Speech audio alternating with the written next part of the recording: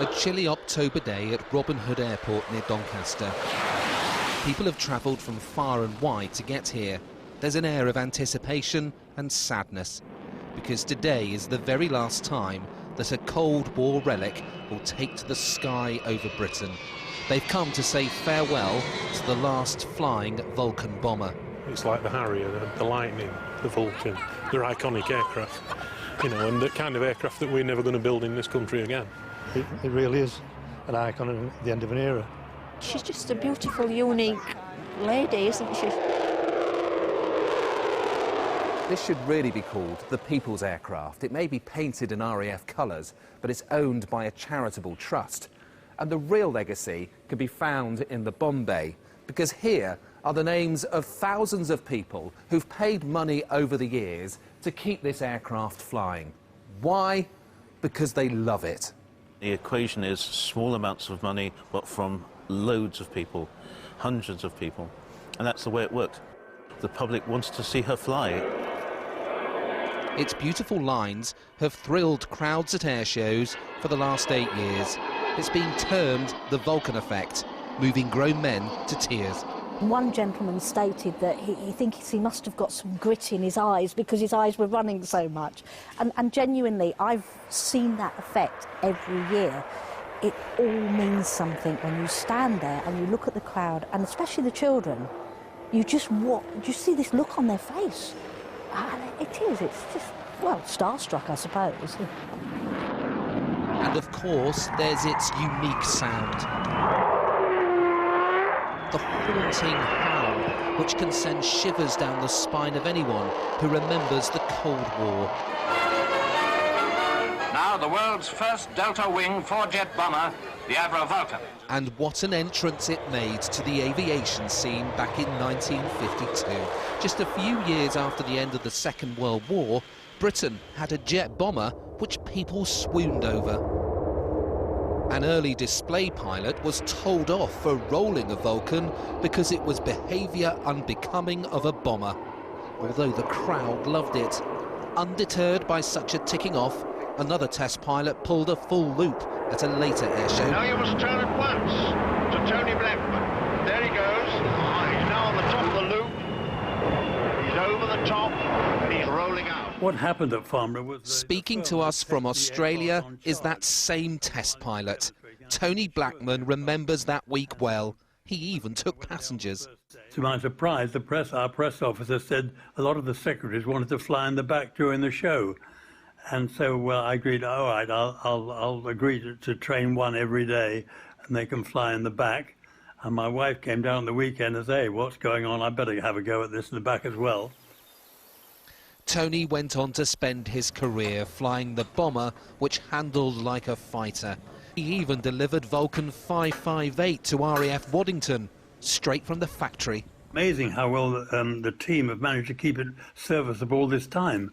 But it relied on support, obviously, of the engine and the airframe manufacturers, and it just has to come to the end. Air displays after this will seem very dull. Attention, attention. This is the bomber controller. The operational role of the Vulcan in its heyday, though, is sobering. The bomb bays of the B-Force received their thermonuclear cargo. In the age of mutual assured destruction, its crews would have been tasked to kill millions of people with nuclear bombs.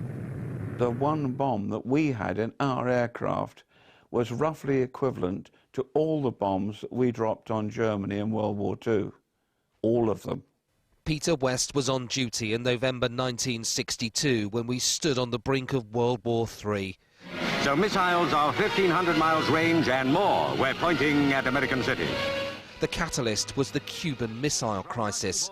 With the prospect of Russian nuclear missiles being delivered by boat to Cuba, just 90 miles from the US mainland, the Americans and Russians squared up to each other at sea. The message from America was back off or else. And so close is Cuba to the States that the warning system would be useless. As the standoff continued, the Vulcan bombers sat at airfields with their nuclear payloads, ready to go at a few minutes' notice. We were not going to come back. Any of us that might have got back would have been shot down by our own side, because they're going to see these things coming from the east and they're not going to bother about whether they're Soviet or what. We had no illusions about that. This was definitely going to be a one-way mission. Mercifully, Peter and his V-bomber colleagues never had to use the H-bomb. But the Vulcan did go to war in the Falklands campaign in 1982. It was the plane's most famous mission and was called Operation Black Buck. Black Buck was a mission to get a bomb on the runway at Stanley. Admiral Woodward reckoned his first task was to put that airfield out of business, which was precisely what we did. Martin Withers was the pilot. It was an extraordinary feat, a round trip of nearly 8,000 miles over featureless sea from Ascension Island. The Vulcan had to be repeatedly refueled in mid-air and was running on vapours as it desperately searched for its last tanker on the way back. And there he was, with his hose streamed out of the back on a lovely blue sky, first refuelling we'd done in the daylight, and it was, the most beautiful sight in the world. It was a triumph for the old V-Force aircraft. But such a sortie only prolonged the life of the Vulcans for a few more years. XH-558 was officially retired from service in 1993 and taken to Bruntingthorpe in Leicestershire. The Vulcan to the Sky Trust got hold of it a few years later and brought her back to life. 10 years of work and millions of pounds, including a lottery grant later, she flew again in 2007. So this is the cockpit of Vulcan XH-558. It's fairly small and the view isn't fantastic. Martin, just give us a quick whip round and tell us roughly what we're looking at.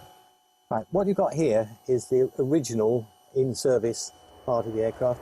You've got the engine instruments. As you move the throttles, obviously expect the RPM to increase. This one will wind up and away we go. The nuclear bomb even influenced the look of the Vulcan. Rather limited visibility because the aircraft was designed to fly at high level, to be a bomber from high level, and so lookout wasn't that important. And also it was important that in the nuclear strike role that we were able to cover all these windows, both the windscreens and the side windows, to black the whole thing out so that we didn't get affected by the flash. It's estimated that 20 million people have seen her, but with the expert help to keep her flying safely no longer available, her time in the sky has come to an end. She is the last all-British four-engine jet aircraft flying in the world. And when we stop flying, it's the end of a major chapter. And I think that's what people react to. They look at an achievement from an era when we led the world, and there's some nostalgia there. I know people will be very sad that it stopped flying, but the aircraft will be retained in running order. We will start her up, we will taxi her, and she is destined to be the centrepiece of a new activity to inspire the young. And so this plane will never fly again, but it's had such an extraordinary effect on so many people. This plane may be gone from our skies forever, but for anybody who saw it, they'll remember it for the rest of their lives. It is like a funeral almost, this. You know, we're now going to have a little bit of a wake because she won't be flying anymore. Maybe make me cry now.